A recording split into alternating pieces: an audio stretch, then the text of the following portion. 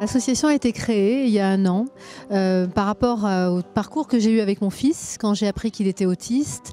Je suis partie à l'étranger pour essayer de le faire sortir de son mutisme, de ses troubles du comportement qui étaient vraiment nombreux. Et je suis partie à l'étranger et au bout d'1 semaine, Ruben a parlé, Ruben s'est comporté autrement, il a commencé à dormir, à manger, à se comporter comme tous les enfants de son âge.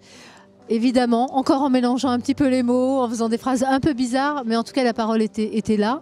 Et du coup, ça m'a donné beaucoup d'espoir. Je trouvais qu'il y avait des préjugés, des clichés sur ces enfants qui étaient pour moi intolérables, parce que je connais mon fils, je vois les amis de mon fils qui sont aussi autistes pour certains.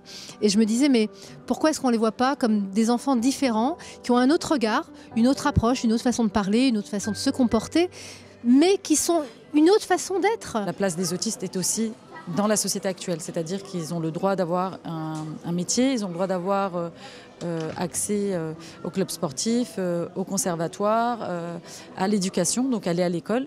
Or aujourd'hui, il y a 600 000 autistes en France et dans les 600 000, il y a moins de 20% qui sont scolarisés en milieu ordinaire.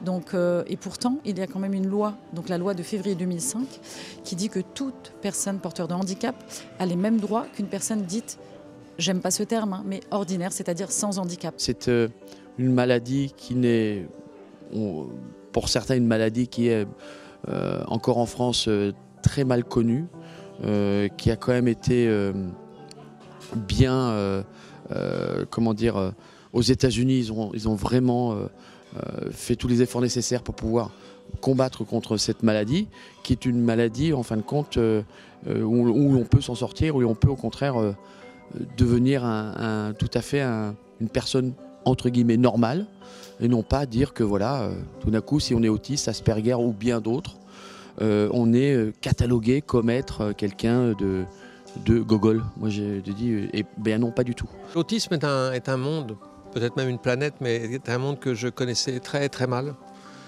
J'avais fréquenté des gens du Papotin pendant une matinée entière au Lucernaire pour parler de mon métier, pour rencontrer.